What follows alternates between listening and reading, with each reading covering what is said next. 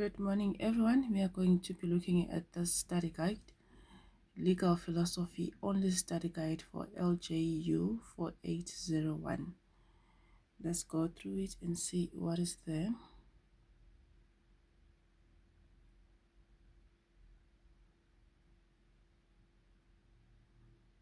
We have the table of contents there, Learning Unit 1 to Learning Unit 3.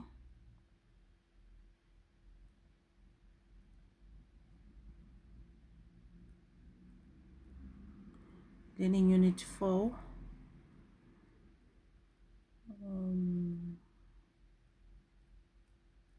Learning Unit 5,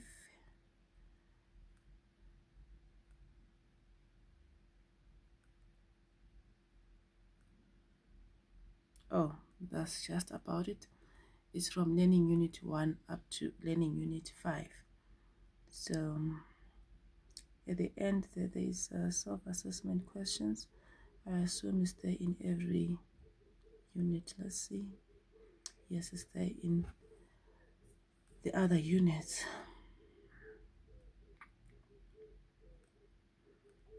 Learning Unit 1 Overview. Welcome to the module Legal Philosophy LJU 4801. We are very excited to take you on this journey of discovery. We are convinced that if you approach this module with an open mind, with curiosity, with a willingness to question your own ideas, and with enthusiasm, you will enjoy the ride, and we cannot wait to show you the way. Right, there's a picture there that says, two roads diverged in a wood, and I took the one less traveled by, and that has made all the difference. That is Robert Frost.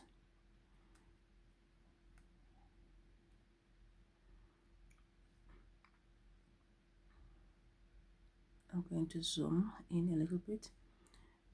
There we go. This section of the study guide gives you the information you need to start the journey on a road less traveled.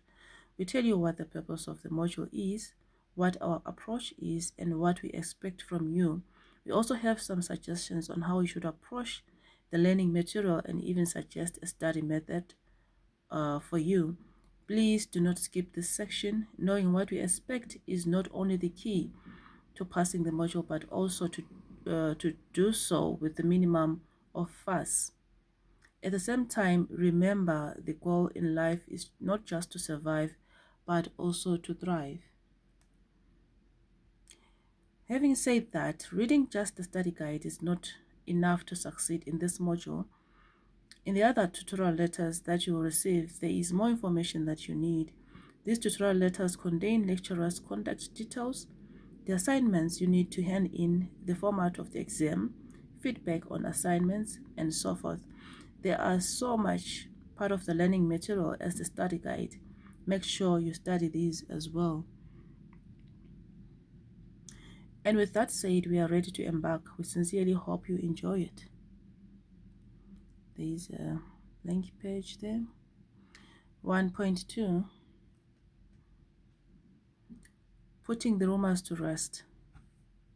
Right. Legal philosophy is unlike most of the other LLB modules. We are not going to be teaching you black letter law. Black letter law is what they teach you in modules in private law, mercantile law, and so on. Black letter law consists of knowing the rules, the exceptions, the basic concepts, case law, and legislation. As will become clear, that is not what legal philosophy is all about. It is about the big questions behind the rules and the precedents, and we will discuss this in the rest of the study guide. Because this module is different, you may have heard rumors that it is difficult. This is not true. Legal philosophy is just as manageable as your other law subjects. However, it does test different skills. We will detail these skills further on this chapter, provided you work consistently through the semester and study hard. You will succeed with this module. Further, if you put in the work, you'll enjoy this module and become a better lawyer because of it. Learning is an activity, and you have to be part of that activity to get the best results. You're not a passive passenger on this journey. In addition, you might hear the term philosophy and think, oh, that is so vague.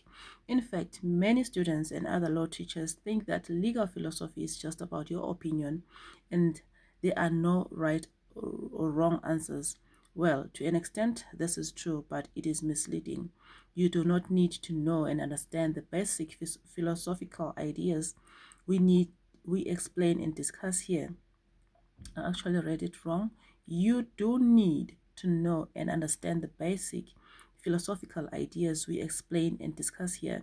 You need to be able to provide philosophical arguments to substantiate your viewpoints, and that takes detailed knowledge plus practice. It really is not a case of anything goes. We'll explain this more fully below when you talk about the assessment requirements and the study method.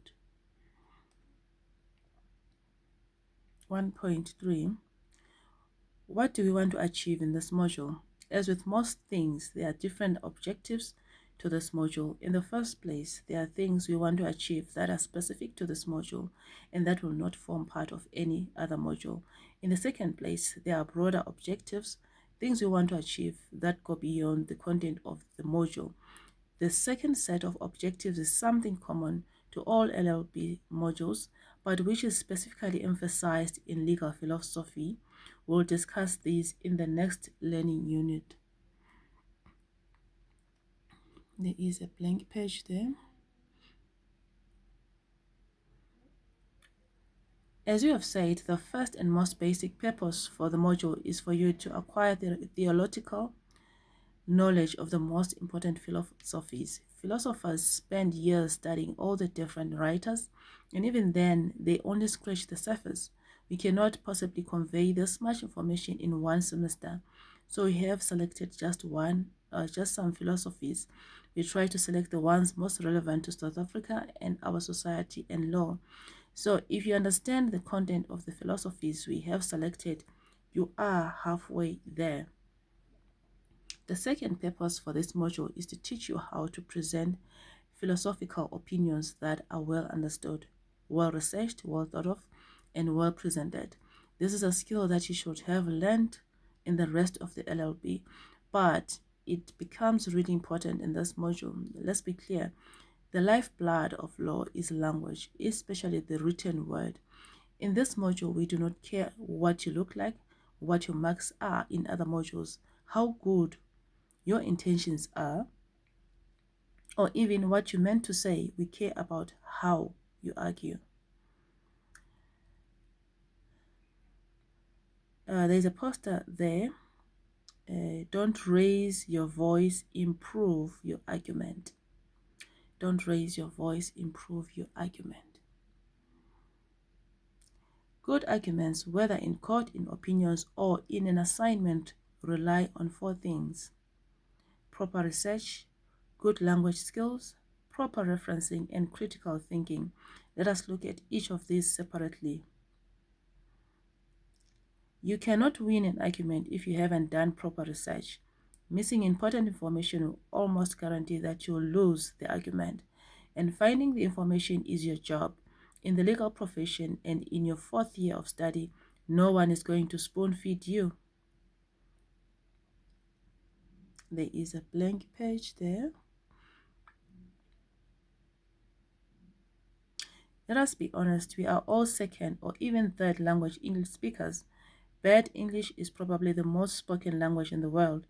That is no excuse in an academic assignment, so use the spell and grammar checker when using a word processor. Write full sentences and do not use SMS language. And always check and proofread your work. Then repeat this step about 20 times. Make sure everyone can see that you know what you're talking about.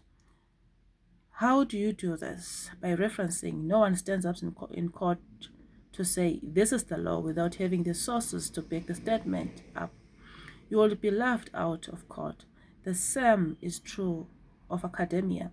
If you want to want us to take you seriously, provide us with evidence to show you know what you're talking about. And no, if you only refer to the study guide, you are doing what every first year student can do, namely copying the study guide. Apart from the fact that it is plagiarism, it does not impress us at all. The third purpose of this module is to help in breaking down silos. Silos refers to the unfortunate tendency of everyone to see legal problems in separate containers, as if such problems can be solved in isolation. That is seldom the case. Real life is much messier. Here is an example. Imagine that you want to buy a house. You know all the rules for concluding a contract of sale of immovable property. So imagine you can just apply that. So that is not the only thing you need to know about that. You also need to understand how the financing of your property will be arranged, what building regulations the house must meet, what administrative law rules apply in the area where you're buying, and so on. Clearly, this is not merely a contractual matter, but covers many fields of law. And then we have not even talked about differences of opinion, your family's ideas, and your own fears. Because legal philosophy focuses on the bigger issues, it helps you to see that things are never as simple as they appear.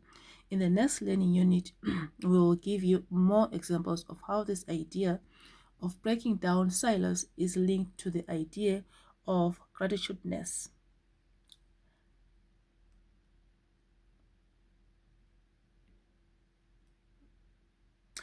Uh, Rather, graduateness. Yes, graduateness. There is a blank page there. 1.4 how to approach the study material. 1.41 General. Based on the definition and characteristics of legal philosophy discussed above, we can now move on to more practical matters. The way in which we have defined and characterized legal philosophy will determine how to approach the learning material and what we expect from you. And this is a semester course. The best case scenario is that you will have only 3 months to prepare for the examination. If you have not done so yet, we urge you to start with your preparations immediately. Most students find that they have to work through the learning material a number of times before they develop the necessary understanding and sensitivity towards the philosophical issues involved. This requires time and dedication. You cannot begin studying for this module the week before the exam or only study certain sections of the work and expect to pass. 1.4.2 A suggested method. A suggested study method. Recommending a study method for this module is a difficult and dangerous thing to do.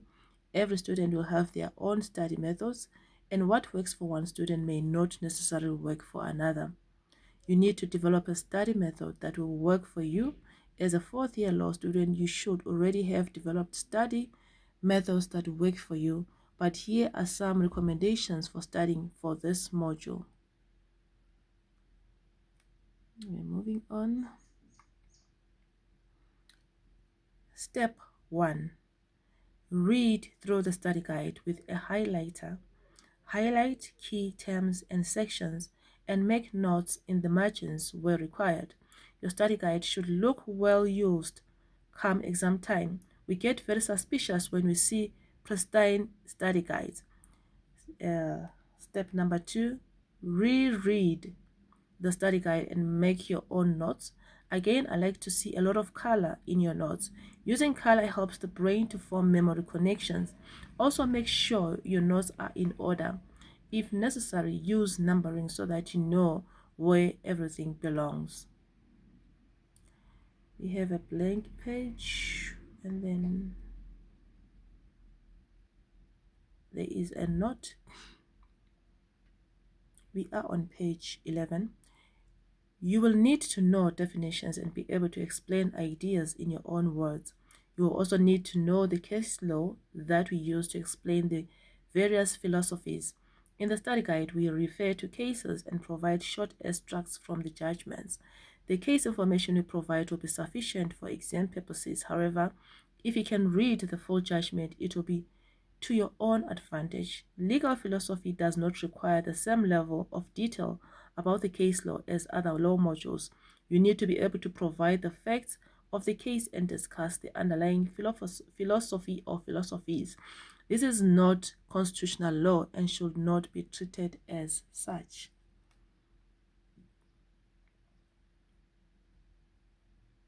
Step 3.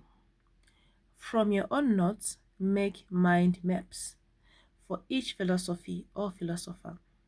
If you don't know how to create a mind map, have a look at the examples on my UNISA. Step number 4. Check your mind maps and notes against the study guide, thus rereading it. This is to make sure that you have all the important information and that you understand. Step number 5. Prepare essays on each of the philosophies or philosophers discussed in the module. Step number 6. Convert your essays into point form to fit on one side of an A4 paper and create a mind map for such an essay on the other side of the sheet. Step number 7. Check your mind maps and essays against the study guide, thus again rereading it. Step number 8. If you are still unclear of any of the content, contact your lecturers. We have a blank page. We are on page 13. There is an example of your timetable or schedule right there. And then we have activity 1 or 1.1 on the opposite page. And using the suggested steps, develop your own processes and study method of LJU4801. Then create a schedule on the calendar of the work you need to have covered by what date. Feedback. This is a personal process and each student's method will be different. It will depend on study methods that have worked for you in the past. What is important is that you have a plan. Your lecturer's expectations. It is always a good idea to go into a situation knowing what is expected of you. Here is a list that outlines our expectations of you. First, you need to be able to understand a problem or case as a philosophical problem, not just a legal problem. This means that you need to be able to understand that it is not just competing legal interests that are at stake, but also competing philosophical ideas. You need to be able to identify the philosophical problem that is behind the everyday ordinary problems you will be faced with. We would like to call this philosophical X-ray vision. That is page 13, blank page there. And then the second point there, you need to be able to display an understanding of philosophical problem based on your knowledge of the theory. Once you have recognized the philosophical interest involved in a problem, you need to be able to explain what these philosophical interests are. Third, you need to be able to apply the theory to the problem. Knowing the philosophical theory is pointless unless you can apply it to the problem and learn something about the way the world works. This is particularly important in law, where we tend to focus only on the rules or legislation. Your philosophical X-ray vision will open up a new world for you. It will help you to understand the law and the world in new ways. Fourth, we require you to be able to write. This means using correct grammar, spelling, and punctuation. You will be expected to write essays using full sentences and paragraphs. You will need to be able to explain ideas comprehensively using your own words and form a logical, coherent, and well thought through answer. Fifth, you need to be able to self-assess. You need to be able to look at your work objectively to determine whether you have explained concepts in such a way that they are accessible and understandable, that you have shown how the theory applies to a situation, that you have covered all the relevant material, etc. After all, in court, no one is going to be checking that your argument is sound and convincing. You need to do that for yourself. Finally, we need you to have fun with this module. We want you to be creative and critical. We want you to think about the law, to think beyond the boundaries of this study guide. We don't want you to accept the status quo, but instead become critical thinkers. This means that you're going to be expected to be able to form your own opinion. If we ask for your opinion, that opinion cannot be right or wrong. It can, however, be well argued or badly argued. Therefore, you'll need to be able to substantiate your answers and take all other opinions into consideration. We have a blank page there. Then we are on page 17, 1.4.4, Assessment of Legal Philosophy. One of the things students are most concerned about is the question of how lecturers assess their answers.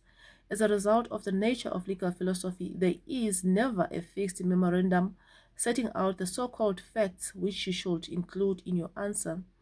Your discussion is assessed as a whole, taking into account your grasp of the issues and the coherence of your answer.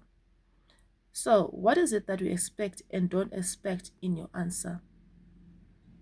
First point, you need to be able to explain the theories in your own words. This doesn't mean that you can summarize the theory. You need to know and understand the nuances of the specific theory. You need to be able to show the marker that you have understood the theory by being able to explain it in your own words. You need to show that you understood the theory by identifying how one or more of the legal philosophies is applied in a given scenario. The other point, you need to be able to argue about the various philosophies. We give you the pros and cons for most of the philosophies in the study guide, and we expect you to be able to provide the various arguments and sometimes choose between them and to substantiate your choice. Reference. You need to reference as per the prescribed method of the School of Law. The prescribed method of referencing for the School of Law is set out in Tutorial Letter 301 that is sent to all law students and is available on my UNISA as well as in the learning material for the module HMLLB80. Your assignments and exam must be written in clear, correct, and concise language. We do not need students to be verbose or to use overly complicated language. If you aren't familiar with legal academic writing, read some law journal articles. We have a blank page there. Importantly, you must not write using bullets and numbering in this module. Avoid these as if they were poisonous. We are not looking for shopping lists. Rather, we need to provide a narrative consisting of a coherent, logical, and consistent argument. Do not use SMS speak. Use correct spelling and grammar at all times. Make use of MS Word spell check or other built-in spelling and grammar checks and edit your own work. The excellent student will be able to think beyond the bounds of study guide. This does not necessarily mean doing more research. Instead, it means students who engage with the theories and material beyond the ordinary and will present arguments and suggestions that your lecturers may not have considered. The excellent student is not just one who have made think, but one who makes others think. Pay attention to the marking rubrics provided in your tutorial letters. This way you'll have a good understanding of the breakdown of the marks for the assignments. 1.45, a note on academic integrity. All research in all disciplines must be based on integrity, quality, and rigor. All work must meet the ideal of academic integrity. Academic integrity can be defined as the meaningful and concerted effort to ensure honest, trust, fairness, respect, and responsibility in research. All research in the School of Law, whether a first-year assignment or a doctoral thesis, should be guided by this ideal. The opposite of academic integrity is academic dishonesty. The following activities are regarded as forms of academic dishonesty and can result in disciplinary action being taken. 1. Copying, cut and paste, page writing. This type of dishonesty involves just copying someone else's work, either word for word or changing it slightly without indicating that it is copied by, for example, putting it in inverted commas or brackets. Absence of references. This involves using someone else's ideas, thoughts, insights, or data without acknowledging that they are not your work. Blank page there. Cheating or falsifying information. This is the manufacturing of data which does not exist, or leaving out contradictory evidence, also sometimes called cherry picking. Then we've got padding. This refers to the practice of referring to sources that were not consulted, but which make the footnotes or bibliography seem more impressive. Too many quotes. This form of dishonesty is one where more than 15% of the work consists of quotes. Incorrect referencing. Incorrect referencing shows a lack of rigor and of disciplinary expertise. Helping someone cheat. This might range from innocuous, allowing someone to copy from you, or to the more severe, providing someone with the means to cheat. This is the reason why students are not allowed to hand in the same assignment, even if they worked in a group. Activity 1.2. Go to my UNISA and complete the self-evaluation multiple choice on the style of referencing. Feedback. The MCQs will not be marked, but answers will be provided for those who complete them. 1.5. The module plan. You have now seen what we aim at this module. We will explain more about the broader objectives in the next learning unit. For now, let us explain why we study the philosophies or philosophers that we will cover in the study guide. Remember those persistent debates in legal philosophy that we discussed earlier in this unit. There are many different legal philosophies from around the world and from different periods of time that answer these questions. We cannot teach all of these philosophies in one semester module, and you can't study them all. So we have to select from this vast history what we think is going to be most useful to you, while to ensure we meet South African and international higher education standards, higher degree standards.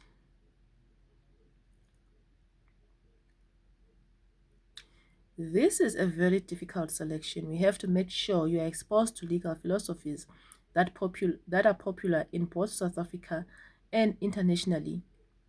We want to expose you to African legal philosophies and have too long been ignored and undervalued. There are some philosophies that are very popular in the USA but are unpopular in Europe. There are philosophies that are ridiculed in some countries but lived in others.